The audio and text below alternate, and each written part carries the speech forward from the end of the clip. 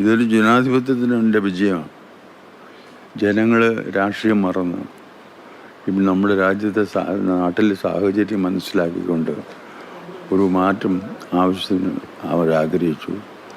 അങ്ങനെ ജനങ്ങൾ സഹകരിച്ച് ഉണ്ടാക്കിയ ഒരു തെരഞ്ഞെടുപ്പാണ് ഇവിടെ നടന്നത്. അത് കോൺഗ്രസ്സുകാരതിനകത്ത് ഒന്നും ചെയ്തില്ല എന്ന് ഞങ്ങൾ പറയുന്നില്ല. പക്ഷേ കോൺഗ്രസ്സുകാർക്ക് മാത്രം അത് ഞങ്ങളുടെ വിജയമാണെന്ന് അവകാശപ്പെടാൻ ഒക്കത്തില്ല എന്നാണ് ഞാൻ പറഞ്ഞത്. ഇത് ജനങ്ങളുടെ വിജയമാണ്. ജനങ്ങൾ രാഷ്ട്രീയം മറന്ന് വോട്ട് ചെയ്തതിൻ്റെ ഫലമായിട്ട് കിട്ടിയ വിജയമാണ്. അത് കഴിഞ്ഞ പ്രാവശ്യം മുതലേ ഉണ്ടായിരുന്നല്ലോ. കഴിഞ്ഞ റിസൾട്ട് വന്നപ്പോൾ ഞാൻ പറഞ്ഞല്ലോ ഭരണമാറ്റം ജനങ്ങൾ ആഗ്രഹിക്കുന്നുണ്ടെന്ന്. അവിടെ മുതൽ തുടങ്ങിയതാണ്. മുഖ്യമന്ത്രി ചർച്ചകളിലൊക്കെ തന്നെ രമേശ് ചെന്നിത്തലയുടെയും കെ സി വേണുഗോപാലിൻ്റെയൊക്കെ പേര് സജീവമായി തന്നെ ഉണ്ട്. ഞങ്ങൾ അതിനകത്തൊന്നും ഇടപെടത്തില്ല. ഞങ്ങൾക്ക് അതിനകത്ത് ജാതി മതം അങ്ങനെ ഒന്നുമില്ല. അർഹതയുള്ള ആളുകളെ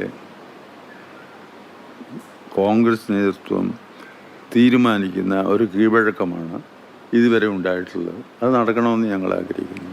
പണ്ട് ഈ താക്കോൽസ്ഥാനവുമായി ബന്ധപ്പെട്ട് അന്ന് നടത്തിയൊരു പ്രതികരണം വലിയ വിവാദമായിരുന്നു.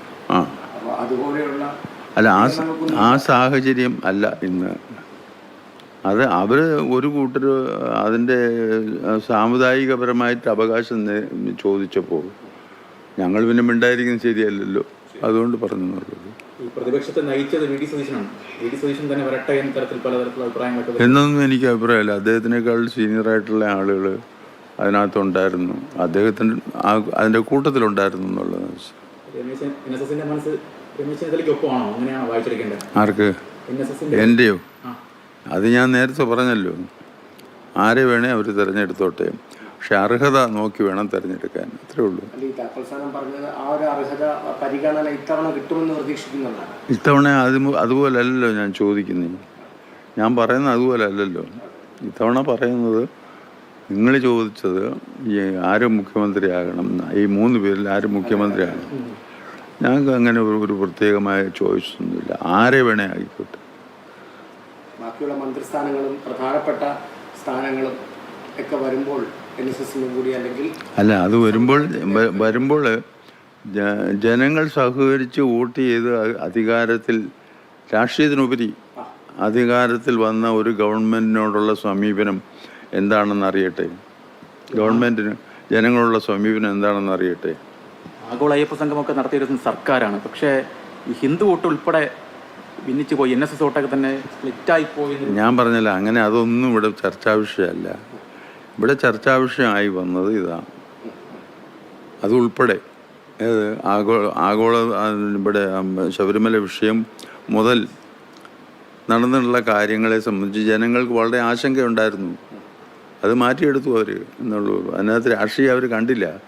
പക്ഷേ അതിനായിട്ട് ഒരു ടൂളായിട്ട് അവർ കണ്ടത് കോൺഗ്രസ്സിനെയാണ്. അതുകൊണ്ട് കോൺഗ്രസ്സുകാർ പ്രവർത്തിച്ചില്ല എന്നല്ല ഞാൻ പറയുന്നത്. കോൺഗ്രസ്സുകാർ ഇങ്ങനൊരു ഭൂരിപക്ഷം കിട്ടിയത് ജനങ്ങൾ സഹകരിച്ചിട്ടാണ്. അല്ലാതെ മുഴുവൻ കോൺഗ്രസ്സുകാർ ആണ് വോട്ട് ചെയ്തതെന്നൊന്നും ആരും ധരിക്കില്ല. നിലവിൽ ഭരണം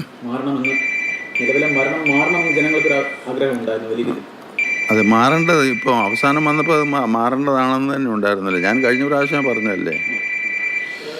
സമുദായിക സംഘടനകളുമൊക്കെ ആയിട്ട് സർക്കാർ വലിയ അടുപ്പം, അതായത് പ്രത്യേകിച്ച് NSS ആയിട്ടും SNDP ആയിട്ടും ന്യൂനപക്ഷ സമുദായങ്ങളൊക്കെ ആയിട്ടും അടുപ്പം വെക്കാൻ സർക്കാർ വലിയ ശ്രമങ്ങൾ നടത്തിയിരുന്നു ഈ അവസാന ഘട്ടത്തിൽ. അതൊന്നും ഫലം കണ്ടില്ല എന്ന് തോന്നുന്നുണ്ട്. അങ്ങനെ ആര് ശ്രമം നടത്തി? സർക്കാർ.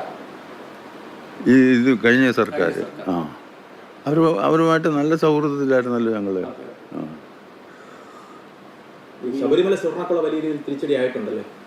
അതൊക്കെ ഇതിനകത്ത് വരും. ഈ താക്കോൽസ്ഥാനം പോലെയുള്ള പ്രസ്താവനകൾ നിലവിലെ സാഹചര്യത്തിൽ ഇല്ല, അത് കഴിഞ്ഞിട്ട് പറയാം.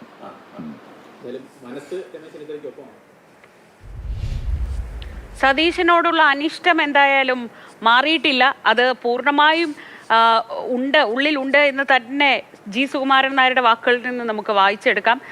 വി ഡി സതീശൻ ആ വിജയത്തിന്റെ ഭാഗങ്ങളിൽ ഒരാൾ. ആ വിജയം തന്നെ കോൺഗ്രസിന് അവകാശപ്പെട്ടതല്ല, അത് ജനങ്ങൾക്ക് അവകാശപ്പെട്ട വിജയമാണ്. ആ ഉണ്ടായ വിജയത്തിൽ ഒരു പങ്ക് സതീശനുണ്ട്, സതീശനേക്കാൾ സീനിയറായ നേതാക്കളുണ്ട്. അതൊക്കെയാണ് ജി സുകുമാരൻ നായരുടെ ഈ വിഷയത്തിലുള്ള നിലപാടുകൾ.